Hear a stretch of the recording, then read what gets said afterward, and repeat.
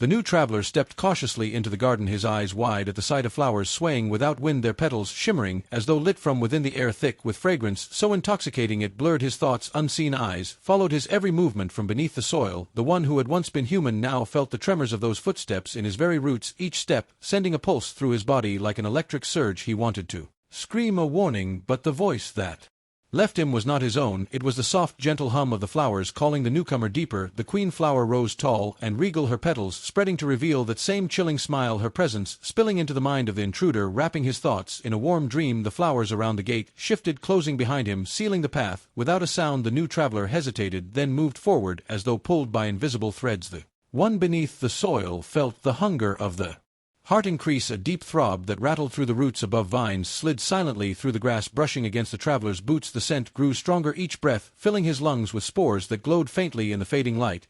He blinked slowly, his steps slowing, his body heavy. The queen's shadow loomed closer, her voice in his head telling him he had been chosen. The ground shifted beneath him like breathing, and before he could turn back, roots erupted from the earth, twisting around his legs. The flowers leaned in closer, their petals, now shaped like open mouths, rows of thorny teeth, glistening. The one beneath the soil felt the pull as the garden reached for its prey, the roots tightening, dragging the struggling figure toward the heart. The queen's petals closed around him in a slow embrace, muffling his cries. The soil began to swallow him inch by inch as the flowers sang their hypnotic tune, and the last thing the new traveler saw was the faint glow of countless eyes blooming on the vines around him. The cycle unbroken, the hunger fed once more. Beneath the soil there was no darkness, only a dim green glow radiating from the massive pulsating heart of the garden, its roots stretching endlessly in every direction like veins of some ancient sleeping giant. The traveler, now half flesh half plant, could feel every vibration, every movement above, as though the earth itself was his skin.